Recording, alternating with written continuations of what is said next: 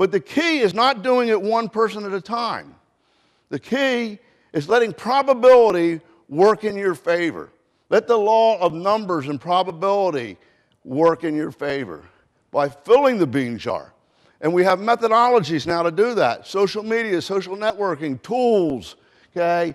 And learning how to use each person to lead to many more people. Because each person is a doorway or a window to the right people. You just need to know how to utilize that. So let's take a look at how it actually works. And let's talk about how this business works. I mean, a lot of people still don't get how it works, okay? Some people think we're like multi-level marketing, and I want to dispel that. I want to show you how we're not and why we're not, okay? And some of you are still trying to figure out how to get this thing going. And the problem with some people is they get into this, and they get two people interested, okay? And they want to go director, and that's all they got. And they say, you got to get in. I need you. You got to get in, man. Get in, get in, get in. I have to get somebody in order to make some money. And they don't like you too much, do they? And they never get in. Would you agree with that? Now see, this thing's so powerful, all you need to do is dispense information. You got to know what our identity is. You got to get in the wheelbarrow, and you got to start telling people about it. Not just a few people, but everybody. And you just start telling people about it. Okay? We don't have to get everybody in. So everywhere you go, people either wish or complain, don't they? I can't help it if they bring the business up. And what happens when we tell everybody about it? You end up with the nuts to do it, right? Right? The nuts. See, a lot of people don't understand that. But you got to fill that bean jar first. You got to fill the bean jar. And what happens once we fill the bean jar? You get the flip chart. And every day you talk to people. And you share it with them. And you explain it with them. And you do meetings. And you do one-on-ones with them. You do two-on-ones with them. And you might have to do that for a year. You don't know where the people are going to come from. But after you shake it up for a year, what happens? The nuts rise to the top. You guys see? It just goes to show that the biggest nuts always make it. Like you guys, right? The best analogy to how this business works, in my mind, in my experience, is a pump. Because if you understand how a pump works, you have to prime it. And I had an experience once as a Boy Scout, okay, that demonstrates it very well. It was an invaluable lesson that you have to put something in before you can get something out. But once you have it primed, you don't have to work that hard.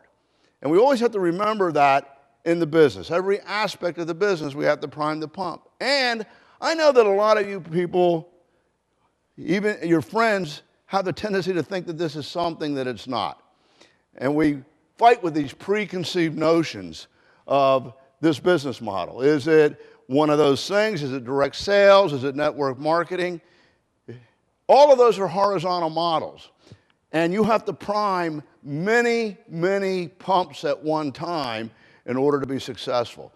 Let me show you the difference in the power of priming the Market America binomial pump versus the horizontal model of network marketing and other types of businesses in general, because it's amazing. Once we have the people, it comes down to a matter of priming pumps. And I want to explain to you how this is different from network marketing and multi-level marketing, okay? Well, I remember when I was a kid, where's my first set? Right here? Yes, sir. Okay? I had an experience that has stayed with me the rest of my life. And I want to relate it to the business. When I was in Boy Scouts, remember we took this 10-mile hike. And at the end of the hike, we were supposed to meet the parents. It was very hot out. It was about 85 degrees, very humid. Okay?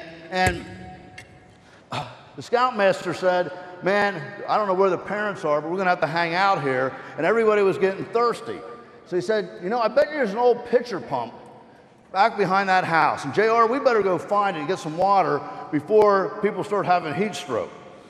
So, you know, I was the top ranking guy in that unit, and so he sent me back there, and I went with him, and sure enough, there was an old pitcher pump. And I want to tell you, the story of this pitcher pump's exactly how your business works. He said, JR, you're going to have to start to prime that thing. And I started pumping, and man, I was sweating and working and pushing while everybody else was sitting around. And he said, man, that's a deep well. I can hear it down there, though. This must be an artesian well. If we ever get that thing primed, we're going to have nice, cool water, sweet water all day long. It's going to be as pure as can be. Okay, but keep pumping, JR. If you stop pumping, it'll flush, like your business, right? Okay, you got to keep pumping. But I said, man, I'm getting tired. He said, you know what? We got to put something in that pump before it's going to give us anything back. You keep it up, but it's not going to get all the way to the top. And he sent one of the kids down to the pond where the cattle would get their water, and it was polluted, so you couldn't drink that water.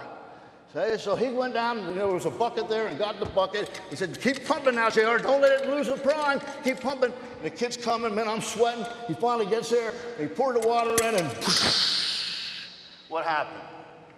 It primed.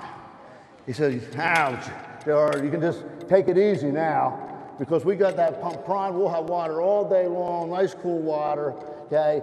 Because we got it primed. You don't have to work so hard. You just have, every once in a while, give it a little pressure to make sure that it doesn't lose the prime. And it just kept flowing and flowing water, and everybody drank.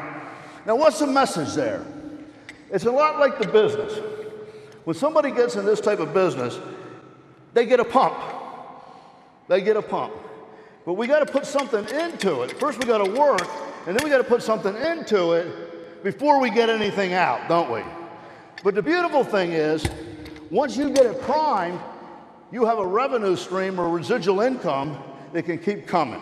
Isn't that true? So we got to put something in before we get something out. Now, a lot of people say, oh, well, you know, you must be in one of those multi-level things. Well, let me show you how multi-level works. And maybe then you can understand the difference. First of all, I got to get one pump primed, but I don't make any money on one pump, so I got to get two pumps primed. And now, man, I'm working it because I got a dream. I got a dream. I'm going to make this happen. So I finally get them both primed. Now I get a check for $1.62, my commission tax. Oh, I got to get more. I got to get another one.